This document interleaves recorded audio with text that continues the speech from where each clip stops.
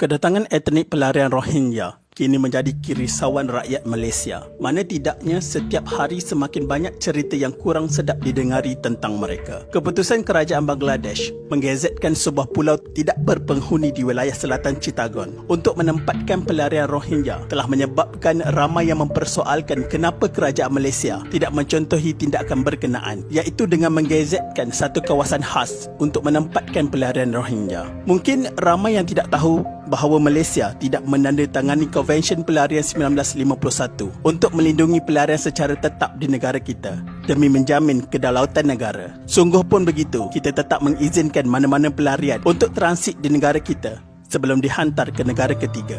Tahukah anda Malaysia pernah diancam kedaulatannya kerana terlalu bermurah hati dengan menerima pelarian di negara kita suatu ketika dahulu? Ia digelar tragedi Pulau Bidong. Kisahnya bermula apabila Malaysia mengambil keputusan untuk menerima pelarian dari negara Vietnam yang meninggalkan negara mereka melalui jalan laut kerana peperangan yang tercetus di negara mereka. Oleh kerana jumlah mereka yang begitu ramai, Malaysia terpaksa mencari satu kawasan khas untuk menempatkan mereka di negara kita. Keputusan menerima pelarian Vietnam menyaksikan kerajaan Terengganu terpaksa mengisytiharkan Pulau Bidong, sebuah kawasan tidak berpenghuni di pesisiran pantai Terengganu, kira-kira 40 km dari Tanah Besar, sebagai pusat penempatan pelarian Vietnam antara tahun 1978 hingga 1990. Ketika itu, ramai pelarian Vietnam mendarat di pantai dan pulau perairan pantai timur. Dianggarkan seramai 252,390 pelarian Vietnam mendarat di Malaysia dan seramai 4,535 bayi telah dilahirkan.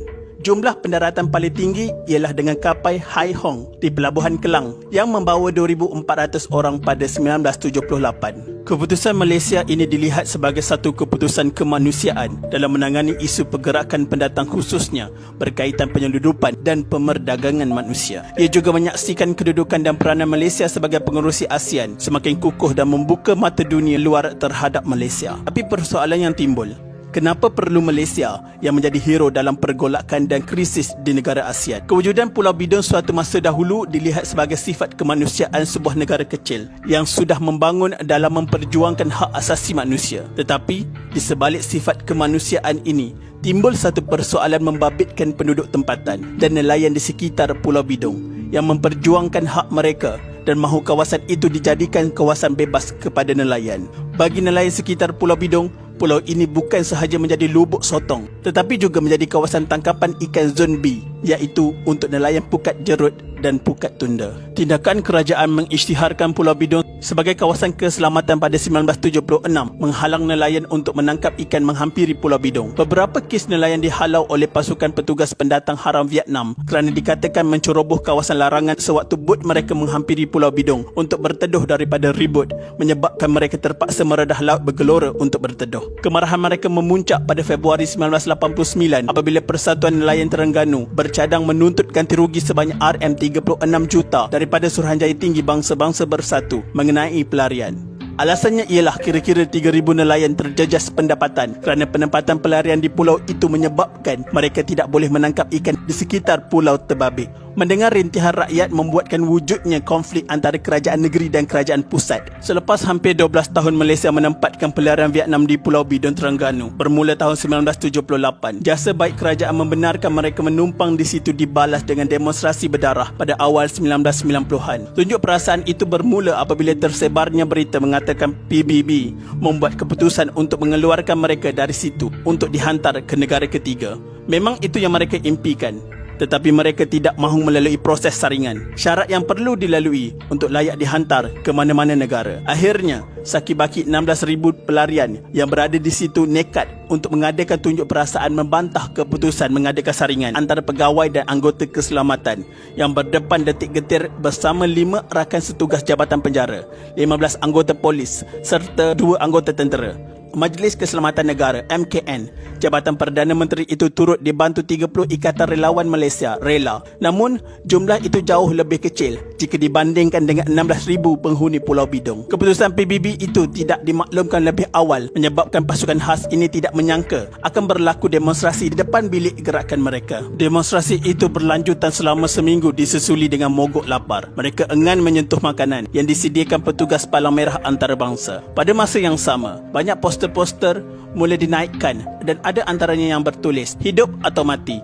Kami mahu keadilan. Bebaskan kami dan kami tidak mahu pulang." Sepanjang tempoh itu, petugas keselamatan terus berdiplomasi memujuk mereka supaya bertenang. Pada hari pertama dan kedua, mereka kelihatan masih boleh mengawal emosi. Tetapi selepas beberapa kali berbincang dan tiada keputusan positif, mereka mula berubah sikap. Pemimpin mereka mula berucap di tempat perhimpunan dengan penuh semangat. Kemuncak tunjuk perasaan itu memang mengerikan kerana ramai yang mencederakan diri sendiri, menikam badan dengan senjata tajam. Mereka mahu menunjukkan tanda protes kepada PBB. Demonstrasi itu berakhir dengan aman selepas beberapa perundingan dan akhirnya semua penghuni di Pulau Bidong dipindahkan ke kamp Sungai Besi sementara menunggu proses menghantar mereka ke negara ketiga. Pelarian Vietnam yang terkenal dengan sikap agresif akibat desakan hidup di negara mereka serta kesan perang antara Vietnam Utara dan Vietnam Selatan juga tidak terlepas daripada masalah jenayah dan disiplin walaupun dikawal ketat. Konflik ini berakhir pada 30 November 1991 selepas kerajaan mengumumkan Pulau Bidong akan ditutup daripada menjadi pusat penempatan sementara pelarian Vietnam. Upacara penyerahan yang dilakukan oleh bekas Timbalan Perdana Menteri ketika itu Tun Ghaffar Baba kepada Menteri Besar Terengganu Tan Sri Wan Mokhtar Ahmad menandakan Pulau Bidong yang menempatkan pelarian Vietnam sejak 1975 bebas daripada jajahan rakyat asing. Menurut pemerhati politik ketika itu, keputusan menutup Pulau Bidong sepatutnya sudah lama dibuat oleh kerajaan. Setelah hampir 12 tahun, masalah penempatan semula pelarian ke negara ketiga menjadi semakin rumit. Keputusan kerajaan menutup Pulau Bidong untuk selama-lamanya kepada pelarian dapat mengelakkan golongan itu meninggalkan negara mereka untuk mencari kehidupan yang lebih baik. Lebih penting,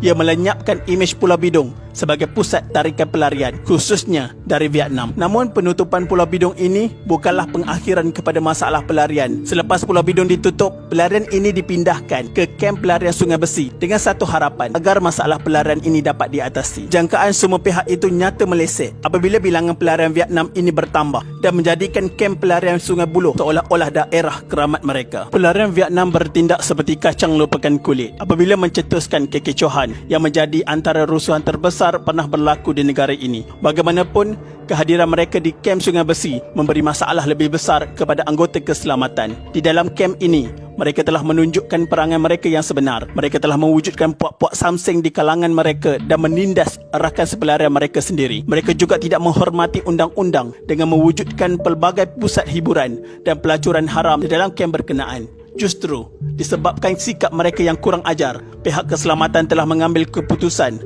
melakukan pemeriksaan secara menyeluruh ke dalam kamp mereka untuk membantras gejala yang tidak bermoral yang dilakukan mereka. Mereka membantah tindakan anggota keselamatan hingga mencetuskan rusuhan besar pada Jun 1995 yang hampir menggugat kedaulatan dan keselamatan negara yang telah memberi perlindungan kepada mereka selama ini. Tindakan ganas kumpulan perusuh pada pagi 5 Jun 1995 menyebabkan 3 blok kediaman di kamp transit sementara Sungai Buloh yang menempatkan lebih 4,500 pelarian Vietnam musnah sama sekali. Rusuhan ini mengorbankan seorang pelarian dan mencederakan lebih 10 anggota yang terlibat dalam operasi mengawal keselamatan iaitu pasukan simpanan Persekutuan FRU, bomba dan polis hutan. Selain drama rusuhan yang berlangsung selama lebih 16 jam, kebakaran besar itu turut menggemparkan warga kota, khususnya mereka yang tinggal sekitar Sungai Besi dan Bukit Jalil. Kepulan asap yang menjulang tinggi dikatakan dapat disaksikan dari jarak puluhan kilometer. Dalam operasi mengawal rusuhan itu, seramai 1,200 anggota pasukan keselamatan terdiri daripada anggota polis FRU, polis hutan, bomba, unit pengesan bom dan unit anjing pengesan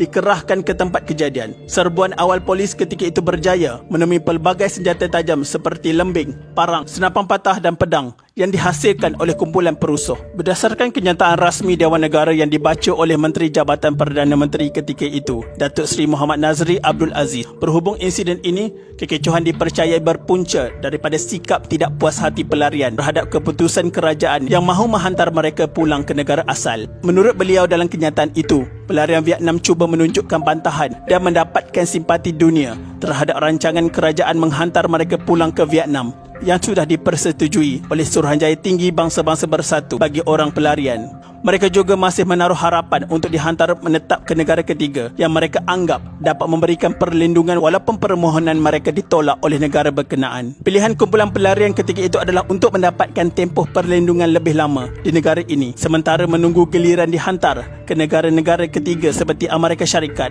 Perancis, Kanada dan Eropah yang dikelola oleh UNHCR. Bagaimanapun atas syarat-syarat ketat yang ditetapkan oleh badan antarabangsa itu, keutamaan mengikut program pemindahan ke negara ketiga itu hanya melibatkan pelarian yang mempunyai kelayakan profesional. Tersepit dalam keadaan itu, sebahagian daripada pelarian turut berusaha meraih simpati antarabangsa sehingga mendapat perhatian dari negara luar. Kenyataan yang sama juga menyatakan pemberontakan berpunca daripada tindakan kerajaan membina pagar berangkai di kem berkenaan bagi mengasingkan kumpulan pelarian yang bermati-matian enggan dihantar pulang dengan puak yang lebih bertimbang rasa. Dalam rundingan itu, kumpulan pelarian mendesak kerajaan supaya tempoh perlindungan dilanjutkan kerana mereka takut pulang ke negara asal. Mereka tidak berani pulang kerana takut dikenakan hukuman mati oleh pemerintah komunis negara itu. Rundingan menemui jalan buntu sehingga tercetusnya rusuhan. Selepas tewas dalam pertempuran dengan pihak berkuasa, beratus-ratus kepala samseng dihantar ke kem tahanan sementara pelarian di Krayong Pahang. Betapa susah dan mencabarnya pasukan khas di bawah MKN serta semua agensi keselamatan kita bagi menangani isu pelarian ini. Buat baik dibalas baik, namun tidak sangka sebaliknya pula yang kita dapat. Tahniah kepada MKN dan semua agensi keselamatan kita pada ketika itu yang akhirnya berjaya menyelesaikan dan meleraikan masalah isu pelarian Vietnam ini. Berbalik kepada isu etnik pelarian Rohingya, jangan jadi Rohingya mudah lupa. Kerajaan Malaysia perlu lebih tegas bagi menjamin kedaulatan negara serta mengekang kemasukan mereka secara haram atas tiket pelarian. Kita sebagai rakyat Malaysia teruskanlah bersuara melalui saluran yang betul tanpa menyalahi undang-undang. Cukuplah yang sedia ada pun sudah bermasalah. Jangan ditambah jumlah mereka. Kita tidak akan nampak dalam masa 2-3 tahun, tapi kesannya 20-30 tahun akan datang kepada anak cucu kita. Selain daripada masalah sosial yang berbangkit jika mereka terus bertapak di Malaysia dan diberikan pelbagai keistimewaan yang tidak sepatutnya diberikan kepada pendatang asing tanpa izin, walaupun mereka kononnya merasa kebal dengan hanya memegang title pelarian UNHCR. Sekian, terima kasih.